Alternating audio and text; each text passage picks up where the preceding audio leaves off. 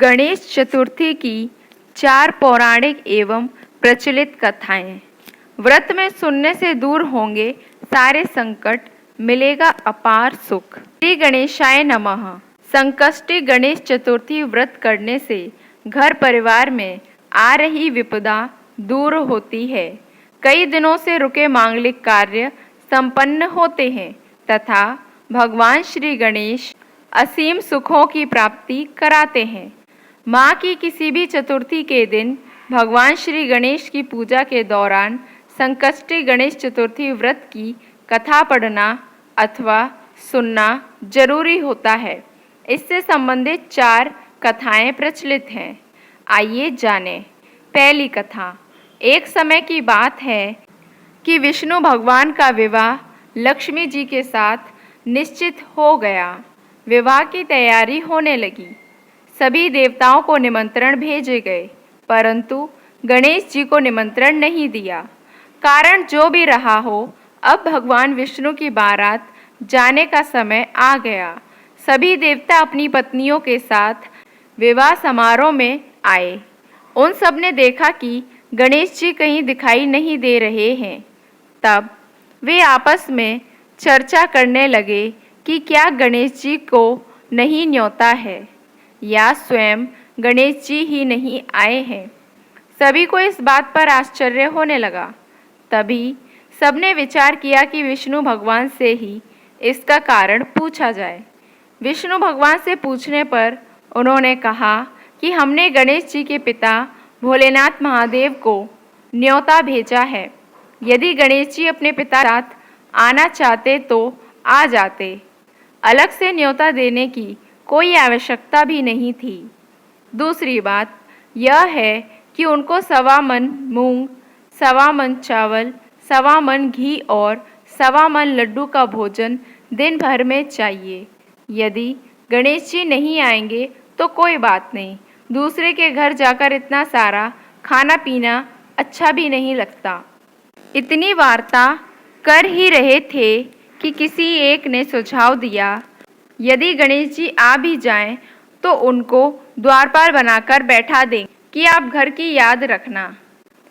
आप तो चूहे पर बैठकर धीरे धीरे चलोगे तो बारात से बहुत पीछे रह जाओगे। यह सुझाव भी सबको पसंद आ गया तो विष्णु भगवान ने भी अपनी सहमति दे दी। होना क्या था कि इतने में गणेश जी वहां आ पहुँचे और उन्हें समझाकर घर की रखवाली करने बैठा दिया। बारात चल दी। तब नारद जी ने देखा कि गणेश जी तो दरवाजे पर ही बैठे हुए हैं, तो वे गणेश जी के पास गए और रुकने का कारण पूछा। गणेश जी कहने लगे कि भगवान विष्णु ने मेरा बहुत अपमान किया है। नारद कहा कि आप अपनी मूसक सेना को आगे भेज दें तो वह रास्ता खोद देगी, जिससे उनके वाहन धरती में धंस जाएंगे। तब आपको सम्मान पूर्वक बुलाना पड़ेगा।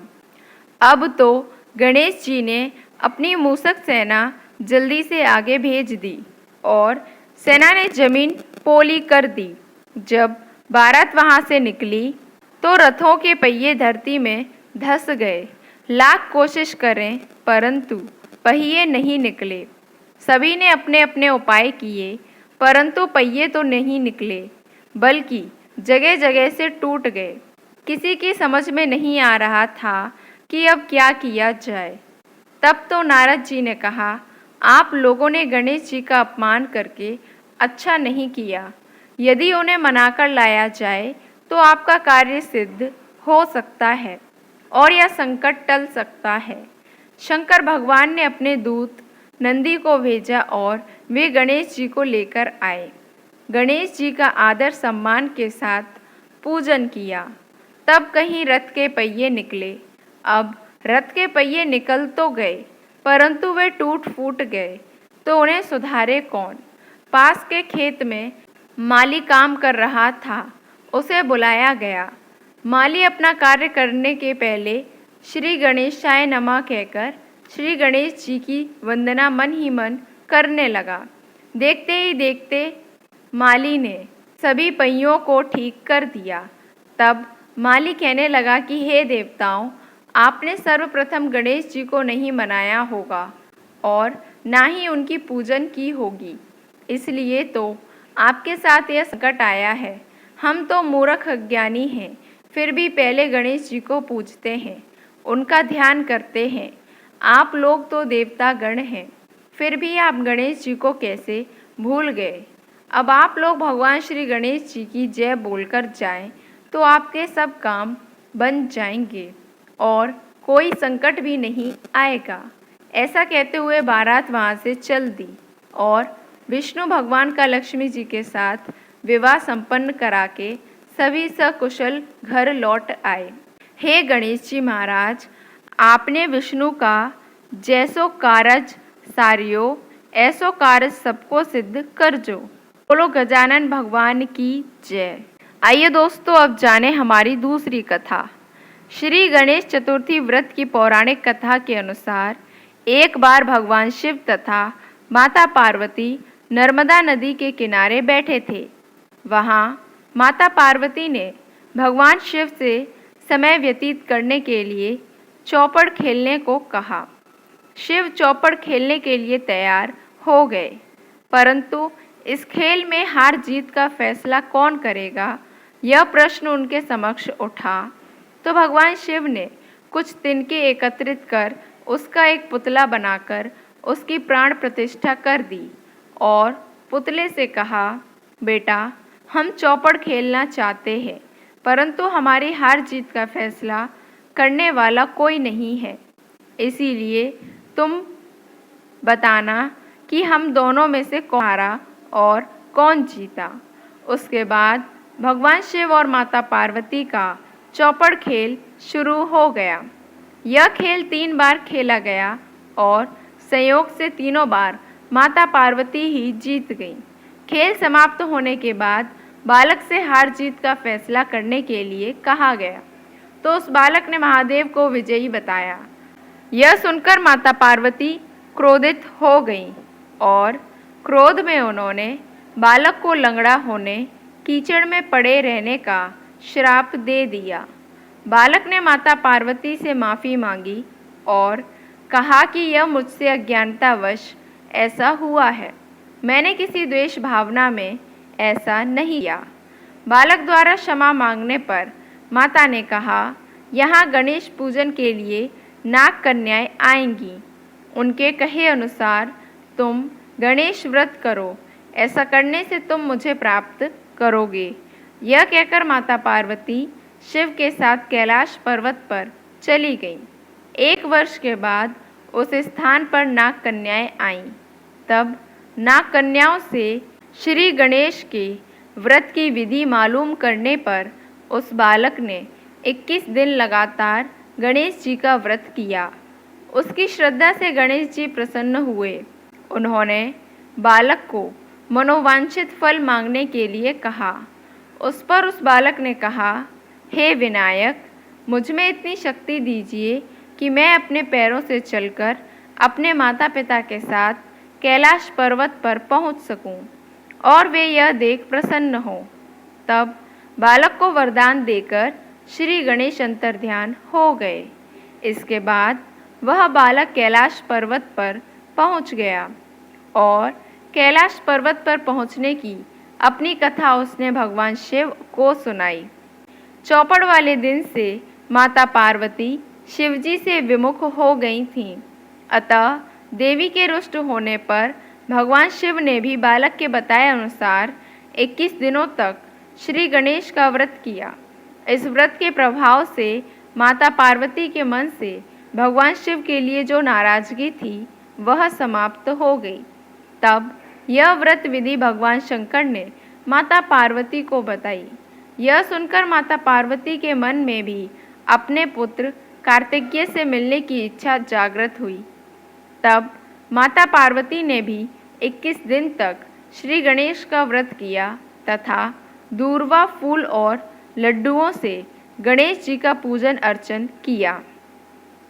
व्रत के 21वें दिन कार्तिकेय स्वयं माता पार्वती जी से आ मिले। उस दिन से श्री गणेश चतुर्थी का यह व्रत समस्त मनोकामनाओं की पूर्ति करने वाला व्रत माना जाता है। इस व्रत को करने से मनुष्य के सारे कष्ट दूर होकर मनुष्य को समस्त सुख सुविधाएं प्राप्त होती हैं। आइए अब जानें तीसरी कथा।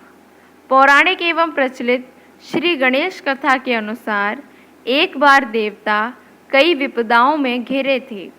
तब वह मदद मांगने भगवान शिव के पास आए। उस समय कार्तिकेय तथा गणेश जी भी बैठे थे। देवताओं की बात सुनकर शिव जी ने कार्तिकेय व गणेश जी से पूछा कि तुम में से कौन देवताओं के कष्टों का निवारण कर सकता है।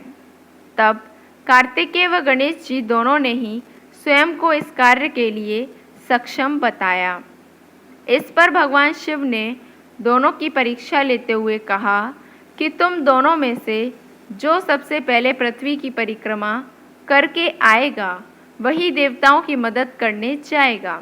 भगवान शिव के मुख से यह वचन सुनते ही कार्तिकेय अपने वाहन मोर पर बैठकर पृथ्वी की परिक्रमा के लिए निकल गए। परंतु गणेश जी सोच में पड़ गए कि वह चूहे के ऊपर चढ़कर सारी पृथ्वी की परिक्रमा करेंगे तो इस कार्य में उन्हें बहुत समय लग जाएगा। तभी उन्हें एक उपाय सूझा। गणेश अपने स्थान से उठे और अपने माता पिता की 7 बार परिक्रमा करके वापस बैठ गए। परिक्रमा करके लौटने पर कार्तिकेय स्वयं को विजेता बताने लगे। तब शिव जी ने श्री गणेश से पृथ्वी की परिक्रमा ना करने का कारण पूछा। तब गणेश ने कहा, माता पिता के चरणों में ही समस्त लोक हैं। यह सुनकर भगवान शिव ने गणेश जी को देवताओं के संकट दूर करने की आज्ञा दी। इस प्रकार भगवान शिव ने गणेश जी को आशीर्वाद दिया कि चतुर्थी के दिन जो तुम्हारा पूजन करेगा और रात्रि में चंद्रमा को अर्घ्य देगा उसके तीनों ताप यानी देहिक ताप, देविक ताप तथा भौतिक ताप दूर होंगे। इस व्रत को करने से व्रतधारी के सभी तरह के दुख दूर होंगे और उसे जीवन के भौतिक सुखों की प्राप्ति होगी। चारों तरफ से मनुष्य की सुख समृद्धि बढ़ेगी, धन ऐश्वर्य की कमी नहीं रहेगी। दोस्तों, आइए अब जानें हमारी आखिरी कथा यानी कि हमारी चौथी कथा। एक समय की बात है, राजा हरिश्चंद्र के राज्य में एक कुम्हार था। वह मिट्टी के बर्तन बनाता, लेकिन वे कच्चे रह जाते थे। एक पुजारी की सलाह पर उसने इस समस्या को दूर करने के लिए एक छोटे बालक को मिट्टी के बर्तनों के साथ आवा में डाल दिया। उस दिन संकष्टी चतुर्थी का दिन था। उस बच्चे की माँ अपने बेटे के लिए परेशान थी।